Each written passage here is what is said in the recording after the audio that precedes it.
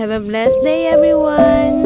Dahil mainit na nga ang panahon, kaya ngayong araw nagplano na kaming mag-swimming. Pero dahil nga sa mahal na ng gasolina ngayon, dito muna kami sa kabundukan maghahanap ng maliliguan. Dahil bukod sa libre na, ay sobrang nakaka-relax pa ng paligid. Pero bago nga kami pupunta dun sa aming liliguan, ay manguha muna kami ng buko.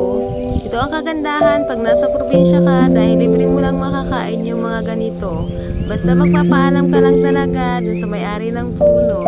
Char! Pagkatapos nga namin manguha dyan, nilagay lang namin yan sa pitcher dan gumayak na din kami. Dahil tanghali na nga nito, kaya nag-start na rin kaming maglakad. Kaya tara, samahan nyo kami.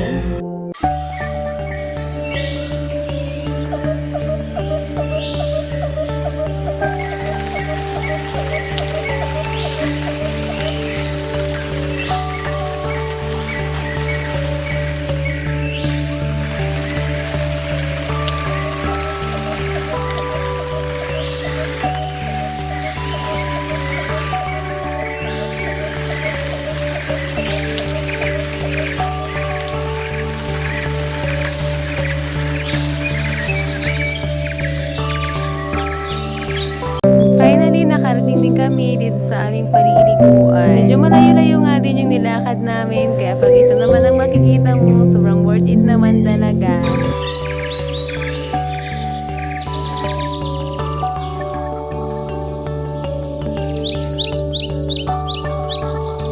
Nagpahinga nga lang kami dyan saglit, then nag-start na rin kaming maligo dahil sobrang init na talaga. Nakakatuwa nga lang kasi nasaktuhan, ang punta namin dito ay kami lang yung naliligo.